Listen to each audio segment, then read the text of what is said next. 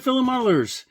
So I just wanted to show you guys, this is my very first model. I've never done it before. My wife got me set for Christmas. I had the gun already and with a lot of the attachments, but she actually ended up getting me a spray boost and a really nice little compressor. I was definitely shocked how fast this dries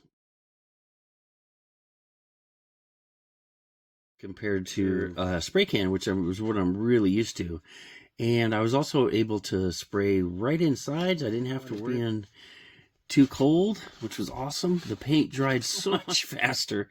So what I used is this Wicked Colors from Cretax Colors, which is Wicked Colors, and it's about, I think, $7 a bottle, which isn't too bad. I did, even though you can use it says you can use this right out of the bottle, I did add some, I did dilute it a little bit, and just to get it just that much finer. So I think it turned out pretty good. Not bad for my first time. I went over a bunch of times, just kind of really light coats, had the gun really set up light.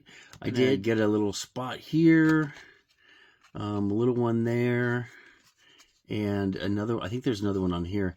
And I think that what that was, a little bit of grease on it from my fingers, most likely.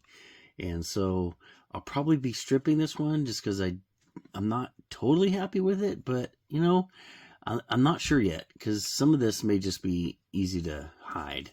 But I'm really not liking this side right here. But unfortunately, this will be the second time I've stripped this, because the first time I did it, the gun was set way too high, my pressure was set too high, and it really came out runny and crappy. So this is way better than it was the first time. So I've done a few since then, but mainly just for like the Road Warrior group build and that sort of thing.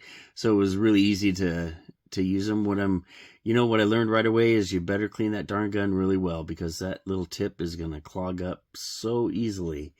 And you know, it's just, this is definitely a learning curve, especially when you know how you press it and how you spray it, and because unlike anything else I've done.